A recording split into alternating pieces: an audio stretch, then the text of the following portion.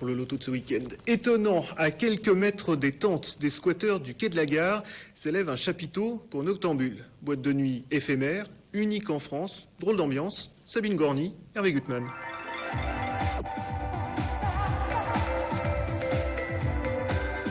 Plutôt déroutant, non, le nouveau cirque des nuits parisiennes. Un chapiteau de toile de 3500 places perdu au beau milieu d'un terrain vague, nouveau concept de l'animation nocturne, comme disent les organisateurs.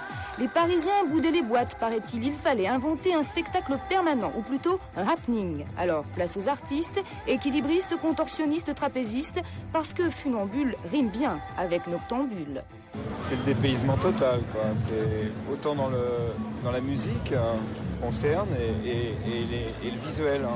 Pour moi, c'est une entière liberté, une totale liberté, aussi bien pour les gens qui viennent que pour les gens qui y travaillent. C'est-à-dire qu'on peut se permettre toutes les folies possibles.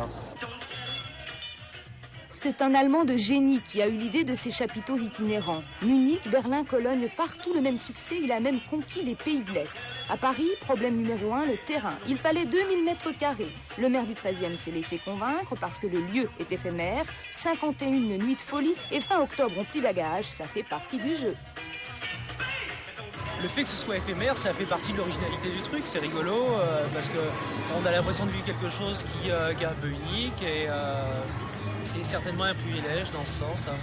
C'est pas mal, mais ce qui est dommage, c'est que c'est quand même vraiment un endroit sympathique et après on va se retrouver dans les boîtes genre Palace et tout ça. Ça a changé. C'est dur, hein? Très dur. Très dur. Pour être rentable, Transparis Rêve compte sur 1500 entrées quotidiennes. On n'en est pas loin. Sans publicité, le bouche à oreille a bien fonctionné. Clientèle très diversifiée, du rappeur de banlieue au cadre BCBG, tous complètement emballés. Mais par quoi donc? Espace. C'est grandiose. Espace et puis toutes sortes de gens, quoi.